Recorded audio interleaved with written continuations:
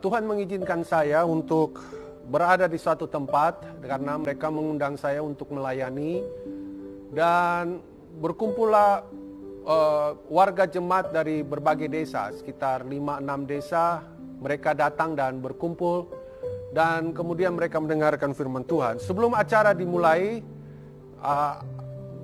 kadangkala saya lakukan sesuatu yang tidak lazim, karena biasanya seorang hamba Tuhan pastikan diberikan mungkin kursi atau sofa yang terbaik gitu ya, duduk dengan para hamba Tuhan lainnya. Tapi karena menunggu waktu ibadah sebelum dimulai, ya saya pakai kesempatan itu karena mereka masih menyanyi, memuji Tuhan dulu.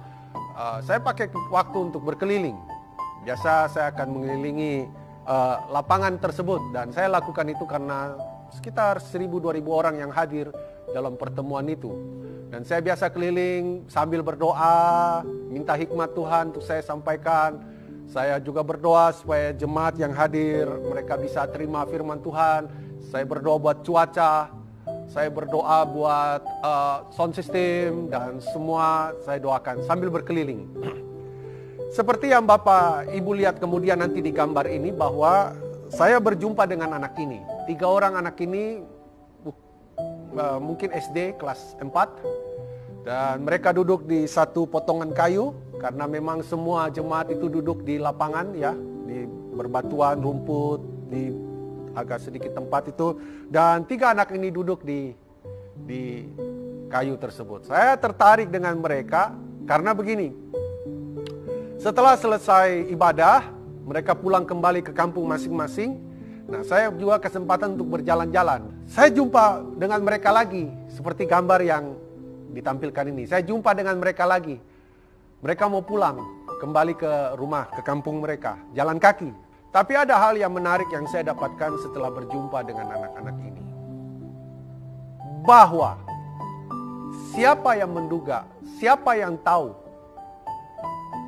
20 tahun ke depan, 25 tahun ke depan, 30 tahun ke depan, mereka akan menjadi orang-orang hebat. Mereka akan menjadi orang-orang luar biasa. Saya sangat diberkati dengan kehadiran ketiga orang anak ini, yang saya yakin mereka datang sama-sama.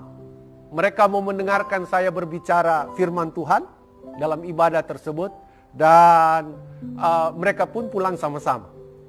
Siapa yang tahu? Tidak ada yang tahu. Tuhan pasti punya rencana atas ketiga anak ini. Fotonya saya punya, yang seperti Bapak Ibu lihat. Saya mau simpan foto ini. Mana tahu suatu saat saya akan berjumpa dengan mereka. Ketika mereka mungkin jadi seorang pejabat pemerintah kah, mereka jadi hamba Tuhan, mereka akan lakukan apa saja yang berguna bagi daerah mereka. Sembari demikian, saya teringat firman Tuhan dalam Ester pasal 4 ayat 13 sampai 14. Perkataan dari seorang paman yang bernama Mordekai kepada Ester. Maka Mordekai menyuruh menyampaikan jawab ini kepada Ester. Jangan kira karena engkau di dalam istana raja hanya engkau yang akan terluput dari antara semua orang Yahudi. Sebab sekalipun engkau pada saat ini berdiam diri saja, bagi orang Yahudi akan timbul juga pertolongan dan kelepasan dari pihak lain, dan engkau dengan sekaum keluargamu akan binasa. Perhatikan kalimat selanjutnya. Siapa tahu, mungkin justru untuk saat yang seperti ini, engkau beroleh kedudukan sebagai ratu. Siapa tahu? Mana tahu? Tidak ada yang tahu.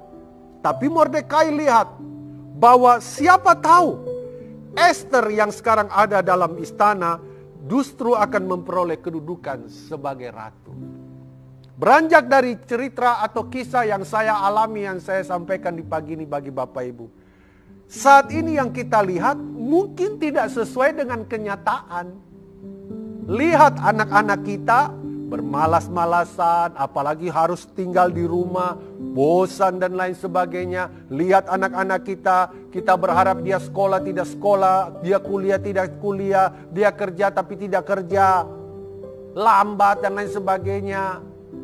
tidak sesuai dengan harapan, siapa tahu kita akan jumpai dia. Suatu saat seperti itu, dia akan jadi orang-orang yang hebat. Bagaimana caranya Bapak Ibu?